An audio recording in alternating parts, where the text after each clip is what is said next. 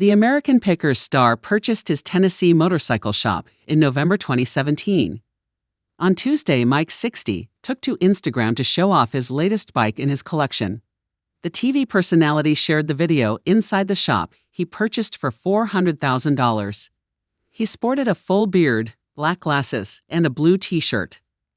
Mike said, "I have to show you guys this piece I just picked up. It is probably one of the most bizarre motorcycle-related transportation pieces I've ever seen." The History Channel star admitted that what he got was difficult to describe, so instead of explaining it, he showed his followers. When he flipped his phone camera around, fans got a glimpse inside his store, which featured part of an old-fashioned car planted on a wall, with plenty of bike racks filled with vintage motorcycles. Mike walked over to a one-wheeled unicycle. "I'm gonna give you a moment to take this thing in," he said. He continued to describe the one-wheeled bike with a small engine underneath the wheel. In the comment section, Mike's followers were in awe of his latest find. One person wrote, "That's the coolest thing I've ever seen." "You got the best collection in the world, Mike." "Great find," said another. The third exclaimed, "Wow, I don't think I have words. Crazy things you find out there in the wild."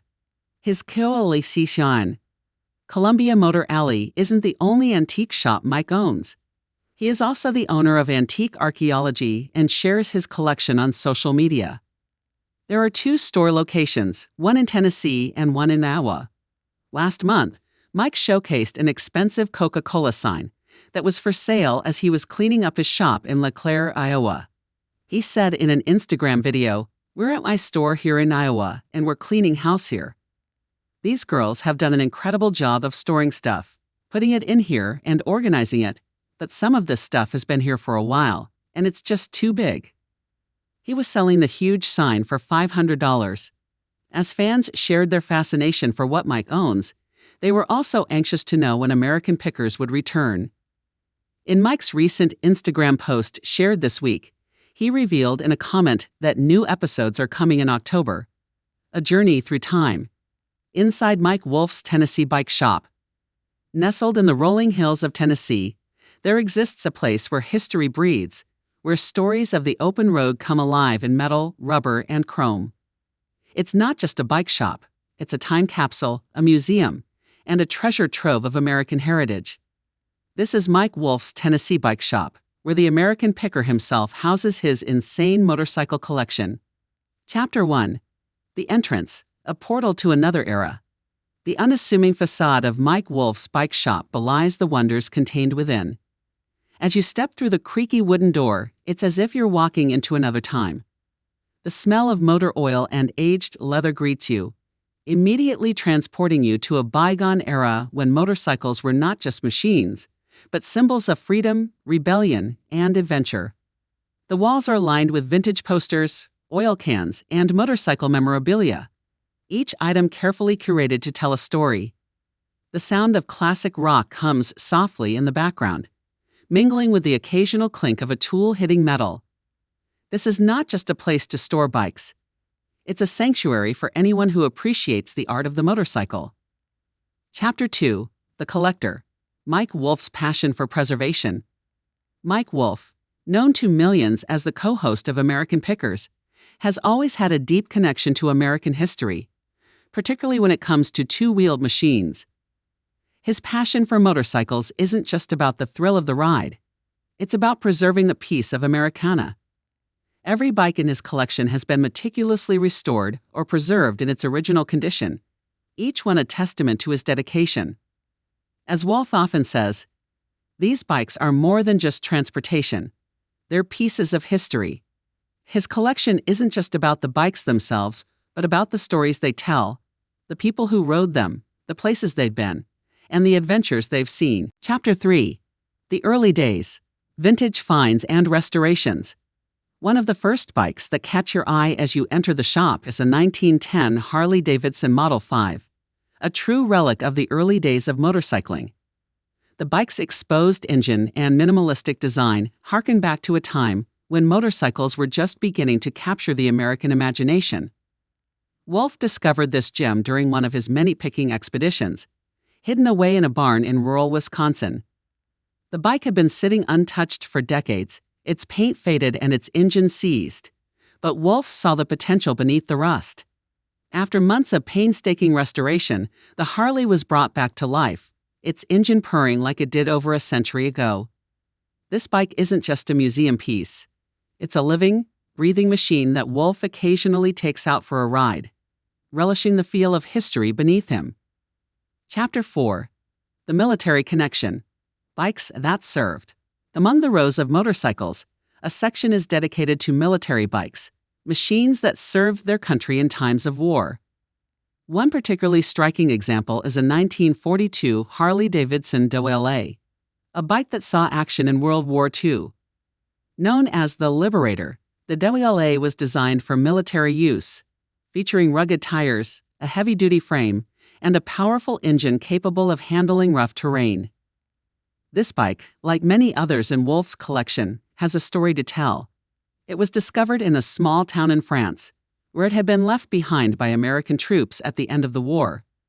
Wolfe, always on the lookout for pieces of forgotten history, was thrilled to find it and brought it back to Tennessee, where he carefully restored it to its former glory. Now the DeWLA stands as a tribute to the soldiers who rode it, a reminder of the role motorcycles played in the war effort. Chapter 5. The Icons. Legendary bikes and their stories. No motorcycle collection would be complete without a nod to the legends of the road, and Wolfe's shop is no exception. Among the iconic bikes on display is a 1951 Vincent Black Shadow, a bike often referred to as the Holy Grail of motorcycles. With its sleek black paint and powerful engine, the Black Shadow was the fastest production motorcycle of its time, capable of reaching speeds of over 150 miles per hour.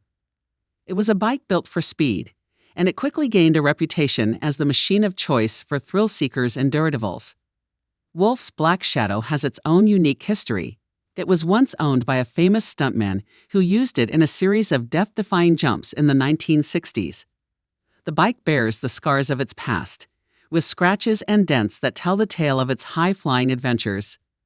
Wolfe has chosen to leave these imperfections untouched, preferring to let the bike's history shine through rather than restoring it to perfection. Chapter 6. The Personal Connection. Bikes with a Story. As you continue through the shop, you come across a section dedicated to bikes with personal significance to Wolfe. One such bike is a 1965 Triumph Bonneville, a machine that Wolfe describes as his first love. This was the bike that ignited his passion for motorcycles, the one he saved up for as a teenager, and the one he rode up and down the backroads of Iowa, dreaming of the open road. The Bonneville isn't just a piece of Wolfe's history. It's a symbol of his journey from a small-town kid with big dreams to a television personality and respected collector. The bike has been lovingly maintained over the years, and while it shows signs of wear, it's clear that Wolfe wouldn't have it any other way. To him, the Bonneville is a reminder of where he came from and how far he's come. Chapter 7. The Restorations. Breathing new life into old machines. One of the most fascinating aspects of Wolfe's collection is the restoration work that goes into each bike. Wolfe isn't just a collector. He's a hands-on restorer who takes great pride in bringing old bikes back to life.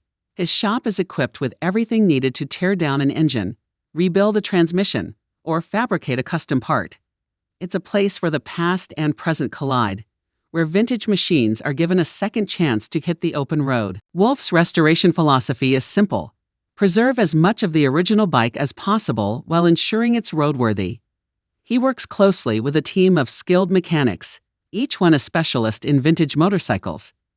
Together, they tackle projects that would make most bike enthusiasts' heads spin, restoring bikes that have been left to rot in barns, fields, and garages for decades. One particularly challenging project was the restoration of a 1936 Indian Chief, a bike that had been abandoned in a field in Arizona. The Chief was little more than a rusted hulk when Wolfe found it, its engine seized and its frame twisted from years of neglect. But where others saw junk, Wolfe saw potential. After months of work, the Indian Chief was reborn, its engine roaring to life once again, its paint gleaming in the Tennessee sun. Chapter 8. The Community. Sharing the Passion. Wolfe's bike shop isn't just a private collection. It's a place where he shares his passion with others. He regularly hosts events, inviting fellow collectors, motorcycle enthusiasts, and fans of American pickers to come and experience the collection for themselves. These events are more than just gatherings. They're celebrations of the motorcycle culture, opportunities to connect with others who share a love for these machines.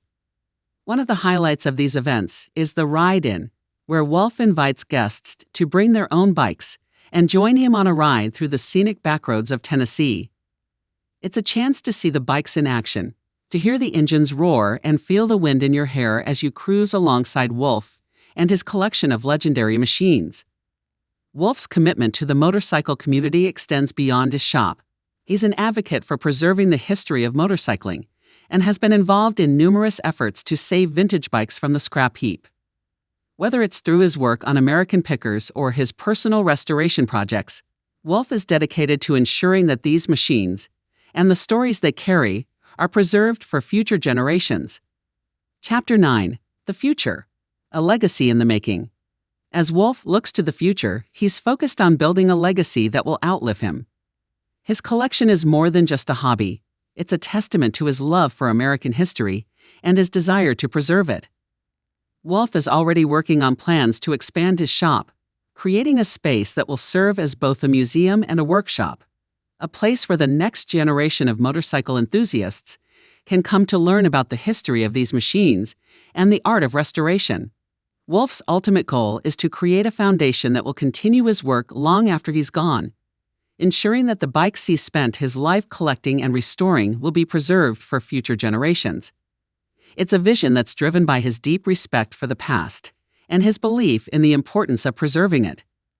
Chapter 10. A Final Ride. The Open Road Beckons.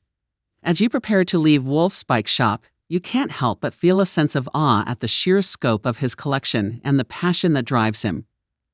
This isn't just a bike shop, it's a living museum, a tribute to the machines that have shaped American culture and history.